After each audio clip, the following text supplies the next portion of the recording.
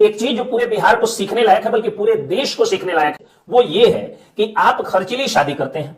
भारत में शादी का व्यापार जो है, शादी विवाह 4 लाख करोड़ का हो चुका है। एक साल में 4 लाख करोड़ रुपए शादी विवाह में भारत में खर्च होता है। और ये 4 लाख रुपया में अगर ज्यादातर हिस्सा यानी 95% हिस्सा आप देखिएगा तो वह काला धन होता है, या कर्ज का धन होता है, या जमीन बेचने का धन होता है। यानी खर्चीली शादी 3 तरह से होती है, या तो ब्लैक मनी से होती है, घूस के पैसे से होती है, दलाली के पैसे से होती है, माफियागिरी गुंडाई अपराध के पैसे से होती है, या तो दहेज के पैसे से होती है, वो भी दहेज किसी काला धन के माध्यम से, यानी भ्रष्टाचार की कमाई का दिया हुआ दहेज, या जमीन बेच करके दिया हुआ दहेज। यानी खर्चीली शादी या तो भ्रष्टाचार की कमाई से होती है या जमीन बेचकर होती है। अगर आप सरकारी नौकरी में हैं तो लोन उठा सकते हैं और लोन की कमाई से खर्चीली शादी होती है, या कर्ज लेकर के खर्चीली शादी होती है, किसी से कर्जा पैसा लेकर के खर्चीली शादी होती है। तो खर्चीली शादी करके बाप के पैसे से या ससुर के पैसे से राजा महाराजा की तरह रथ पर चढ़ने वाले बेशर्म युवाओं को एक सीख मिलती है। आप बाप के काले धन से या जमीन बेचे हुए पैसे से या कर्जा लिए हुए पैसे से या ससुर के जमीन बेचे हुए पैसे से,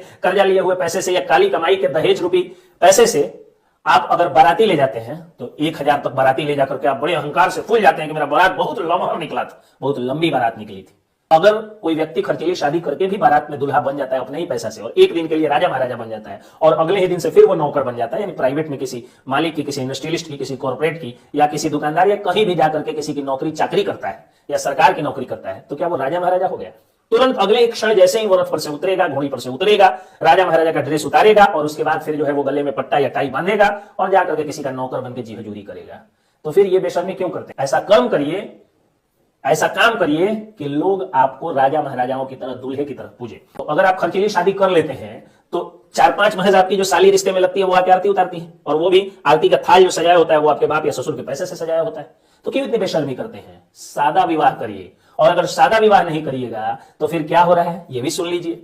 दैनिक जागरण के गाजियाबाद के सिटी रिपोर्टर ने एक रिपोर्ट छापी है कि एक वर्ष में यानी 2023 में अकेले गाजियाबाद में 4000 तलाक के मामले दर्ज हुए हैं।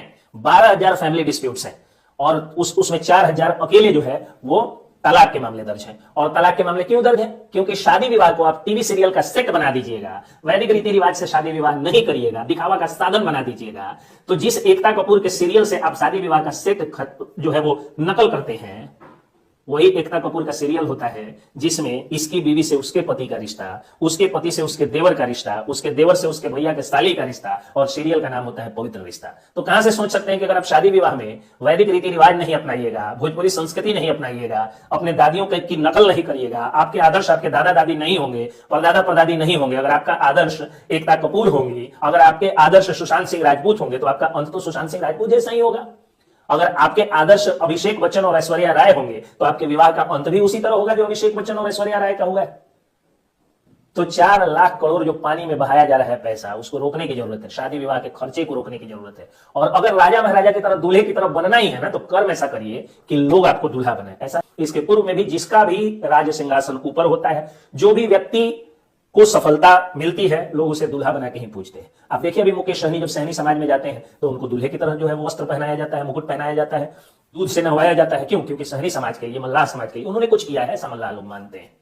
ठीक उसी तरह से नरेंद्र मोदी जी जब भी हिंदू हृदय सम्राट के रूप में लोगों के सामने जाते हैं तो उनकी भी पूजा दूल्हे की तरह होती है। योगी आदित्यनाथ ने तो शादी नहीं किया लेकिन यूपी में उनकी पूजा दूल्हे की तरह होती है। तो आप ऐसा कर्म करिए ना। मान लिया कि आप मुकेश सहनी नहीं बन सकते हैं, मनीष कश्यप नहीं बन सकते, योगी आदित्यनाथ नहीं बन सकते हैं, आप नरेंद्र मोदी नहीं बन सकते हैं, आप इसके पंकज बन सकते हैं, आप अनिकेत रंजन बन सकते हैं, आप पप्पू द्विवेदी बन सकते हैं, आप कुछ भी बनिए, लेकिन ऐसा कर्म करिए कि जरूरी नहीं है कि 5 लाख लोग ही आपकी इज्जत करें। 5 लोग भी इज्जत करके दिल से आपको राजा महाराजा माने, दिल से आपको दूल्हे की तरह दुलार दे, प्यार दे। ऐसा लगे जैसा आदमी का छोटा भाई अगर दूल्हा बनता है तो जिस तरह से प्यार दुलार दिया जाता है, उस तरह लोग दिल से आपको दुलार प्यार दे। ऐसा कर्म करिए।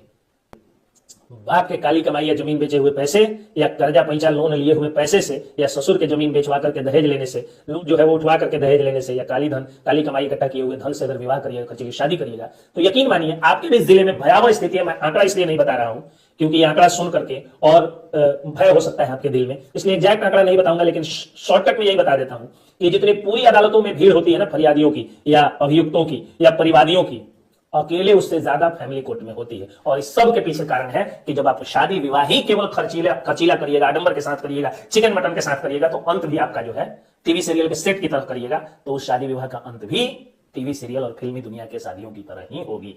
जय हिंद।